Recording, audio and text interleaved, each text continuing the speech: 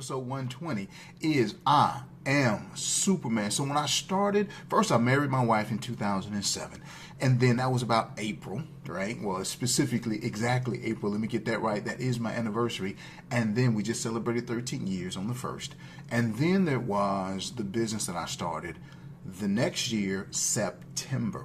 So when the business first started, as many businesses can be, I thought I knew what I was doing because I had run a business before. So I thought I knew what I was doing, but I learned it quickly that the marketing, the mindset, the attitude that I had to have for the new business wasn't working based on the old business. So let me say it the other way. What I needed from the old business did not work for the new. Now I got it right. So I said it the right way. And so I had to learn a lot. In fact, there was a major learning curve. The ideas that I was trying to bring over, they just didn't translate. They just did not, even though some of them did. But I pressed on and I taught myself. Hear what I'm saying? I taught myself and I put myself in a position to know things like online marketing. And at the time, we're talking at this point, 12, 13 years ago, internet marketing was brand new. In fact, if it wasn't for the fact that there was a changing of the guard, so people were shifting from the yellow pages to online marketing, a little thing called pay-per-click. And so I was learning online marketing. I learned pay-per-click. I learned search engine optimization, Google AdWords, Google Analytics, when to run an ad, when not to run an ad, how to find my target customer zip codes and only advertise there, keywords, but also negative keywords. So I did all of this work to figure out how to run a business because I realized the carpet cleaning part was just one aspect of it. The part of the business, it was almost like a performance. It's one thing to perform the song or to perform the service, but the business was the practice. The business is what you do in the evenings, in the nighttime, behind the scenes, and nobody sees. And if you don't get the business part right, then you don't get the performance part right ever. So that's just a little bit of thing, a little tidbit that I learned from being in business. But my struggles and my frustrations slowly became my source of pride and identity. Why? Because the business became successful. This was the American dream. I'm pulling myself up by my bootstraps. I'm feeling like Superman. Dun, dun, dun, dun. I am Superman. What did I do? I was able to manage to pull myself up by my bootstraps by not having any loans. I didn't get any loans. Superman! I brought my business from $0 to $100,000. Superman! You don't see me, Superman! I was flourishing in the Great Recession. This was 2008. This is the Great Recession, and I'm flourishing. You know, we're 2 years, 3 years in, and I'm flourishing. I'm doing well. Superman! All the equipment I bought initially was used, and then I started to get into new equipment. So I go from used equipment to new equipment. Again, Superman. And here's the thing. You got to listen to this one. I was the highest rated carpet cleaner in Dallas, Fort Worth on this little website called Yelp. So I'm the highest rated carpet cleaner on Yelp. 5 stars. Can you say Superman? But in 2019, something changed. Not only did the phone stop ringing, but my desire to make the phone ring also left. I didn't even want to chase the business because there's a lot of work. Like I said before, behind the scenes work is more about the business than the actual performance or the delivery of the product, the service, or the idea or system. So the thing that you do behind the scenes to prepare to deliver the product, the service, or the idea or the system is more important than the actual product, service, idea, or system. Those systems are critical. In fact, check out, I talked about the 5 systems. You got to check that out. In the Down Devotional, did I do that? Yeah, I'm pretty sure I talked about the 5 because I do a lot of videos. There's a lot of content out there that I produce. But anyway, I talk about the 5 systems that you have to have as a business owner, and the 5 systems are critical. But anyway, so I'm doing this work behind the scenes, and I'm coming to the point where I just don't have the desire to do it anymore. So not only that, but I had 2 major health crisis in 2019. So one around February, maybe another one around April or so, maybe even August. I don't know. I can't remember when it was. But these really shut things down. They made me really refocus and reprioritize. And if I'm honest with you, if I'm telling you the truth, it was really a matter of disobedience for me because I'd already known that I was supposed to shut that business down in 10 years exactly. But I didn't listen. I kept going for 10 years, 10 months, and 10 days. But I should have shut that thing down right at 10 years. And as a result of my disobedience, I wasn't in line with the Creator. Not only did the energy and the vitality, not the innovation left to do the work, but also the passion left to do the work. And so now I got to make an adjustment. So what do? I finally fall into obedience. I finally fall in line. And so in 1/1/2020, which was eons ago at this particular point, 1/1/2020, I go all in on Brian Key 360. I've been talking about it for 2 or 3 years. I had it out there for a few years, but I just didn't go all in. But I commit 100%. I go all in on the speaking, the mentoring, the coaching, and the prophetic. I go all in. And so as I'm doing my dime devotionals, guess what this is? A dime devotional. I'm doing my dime devotionals. I'm starting to find humility in situations and in circumstances I did not anticipate. It is literally humility is being attracted to me. So the first instance was I had met a young lady who identified herself. These are not my words. She identified herself as a sex worker, and we had this brilliant conversation, loving conversation. I met her through doing a ride share program, or doing ride share. She was one of the passengers, and she came in. She kind of had a way of moving a way of speaking. Let me be clear. She spoke as if she didn't want me to know what she did, and then when she finally told me what she did, I let her know there's no judgment here. There's not a judgment. This is a judgment-free zone. So I thought we had what was a great interaction, great conversation. We talked about God. We talked about a number of different things. She shared a story with me, and I thought we had a great interaction. The mistake I made, though,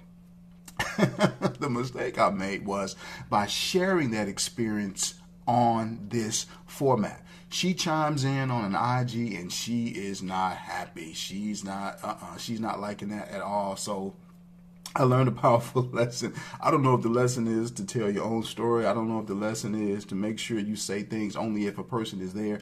I thought I was being honorable. I thought I was being respectful. I thought I was giving an honest and an accurate description of what entailed, because I thought it was a glorious moment. I thought it was a beautiful exchange. I wasn't trying to be negative, but it seemed like in her mind, and I don't want to speak for her, but she didn't seem, based on her comments, to really respect or think I respected her. And so I learned a powerful, it humbled me because we had such a high spiritual experience together.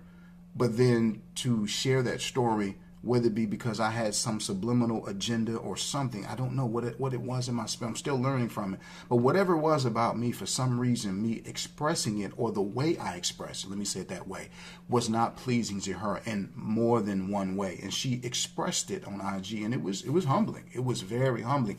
The second situation, or the second incident or episode of being humble, was when I was on a prayer line, and a dear brother, I said something to him, and I made a comment in the wrong spirit, and that spirit saw and heard, and others addressed me on it. They checked me on it. They were like, hey man, there's something going on. You said that in a particular way that was not in line with what he needed, number one, and maybe number two, with who you claim to be. So that was humbling.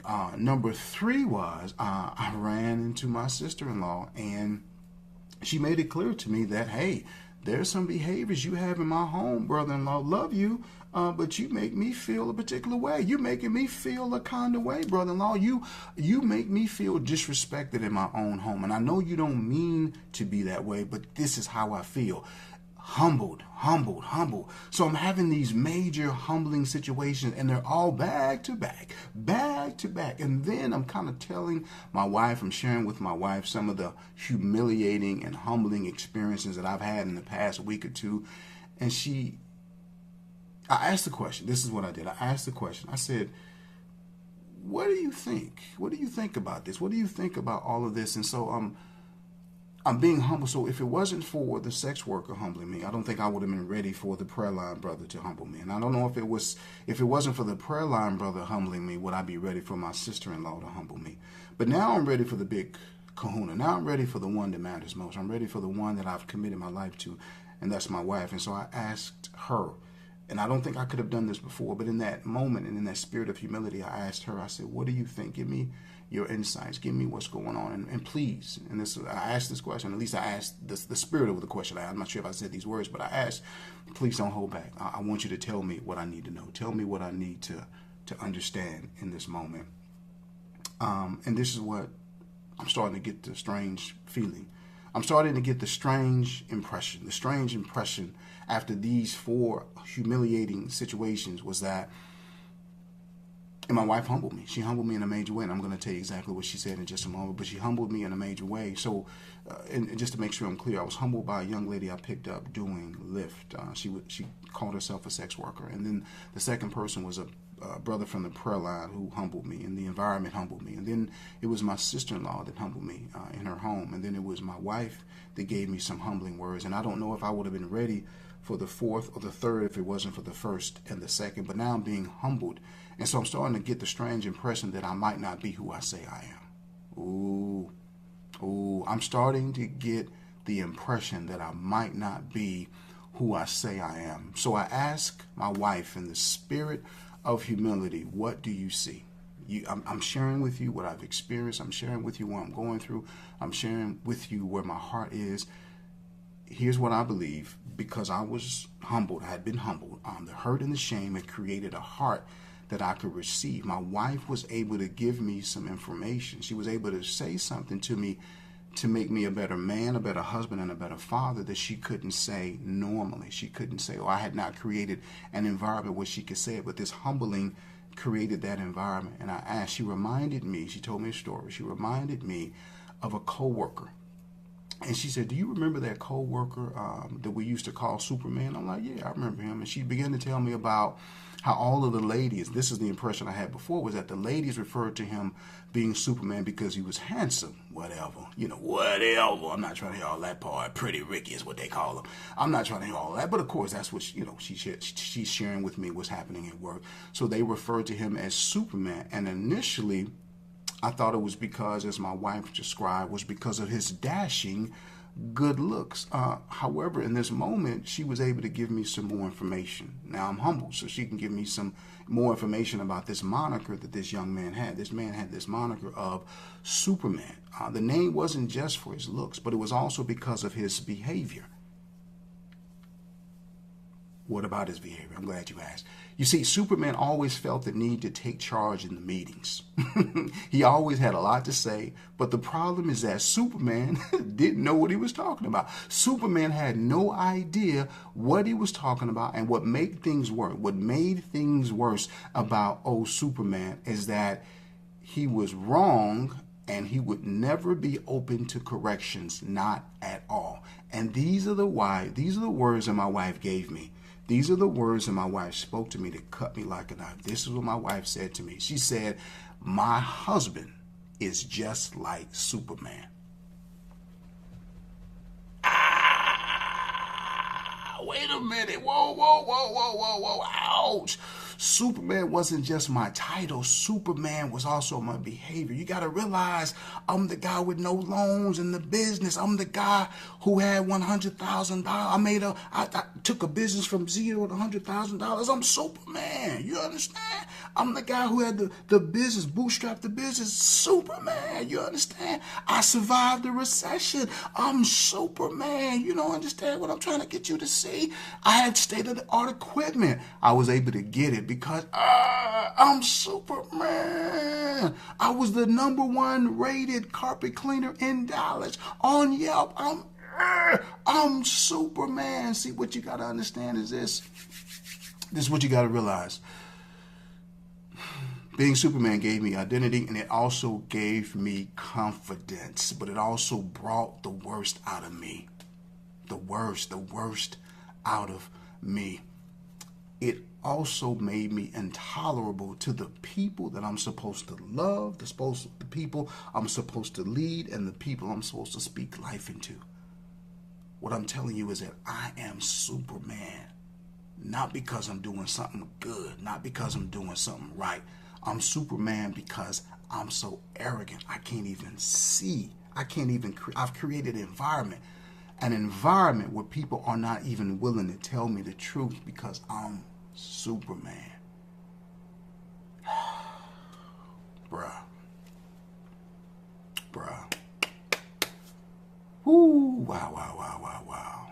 Listen, I'm thankful for it. I'm happy to know it. I'm trying to make the adjustments. I don't know. Pray for me. I'll pray for you.